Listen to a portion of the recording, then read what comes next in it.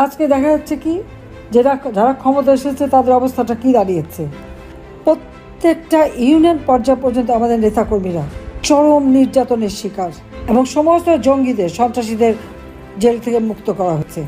আর জেলখানা ভরে ফেলেছে আওয়ামী লীগ নেতাকর্মী। মানে আমাদের আওয়ামী লীগের নেতাকর্মী একজনে চিকিৎসাটা পর্যন্ত পায়, তারা রোগে ঢুকে ঢুকে কারাগারে, তাদের চিকিৎসা দেয় না। ৬,০০০ টাকা বেতনের একটা এমডি ব্যাংকের, লক্ষ লক্ষ কোটি টাকার মালিক দেশে বিদেশে। অবশেষে ভারতের দিল্লি থেকে ইউনূসের ষড়যন্ত্র নিয়ে জাতির উদ্দেশ্যে এবার যা বললেন সাবেক প্রধানমন্ত্রী শেখ হাসিনা। দীর্ঘ ১৫ বছর একটানা শাসন করা দল আওয়ামী লীগ ৫ আগস্টের পর থেকে সেই দলটির অস্তিত্ব আজ বিলীন হওয়ার পথে।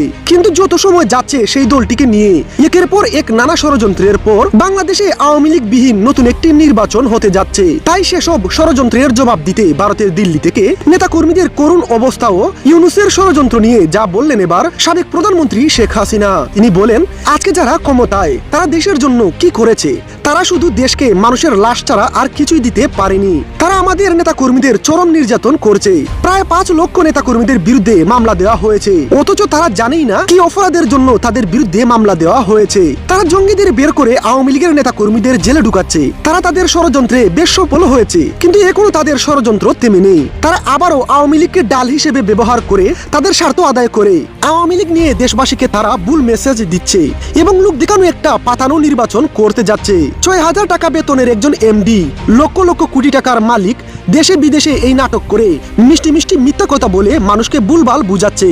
তাই আপনারা তার এসব ষড়যন্ত্রে বিশ্বাস করবেন না। দেশে শীঘ্রই ফিরবো, বাংলাদেশের মাটিতে রাজাকারদের কখনো ঠাঁই হবে না। নাটক করে, মিনমিন করে, মিষ্টি মিষ্টি কথা বলে মানুষকে যত মিথ্যা কথা বলে বেরিয়েছে। যে ব্যাংকে সে চাকরি করে সেই ব্যাংকে প্রচার করছে যে সে নাকি সেটার মানে মালিক, সে তৈরি করেছে।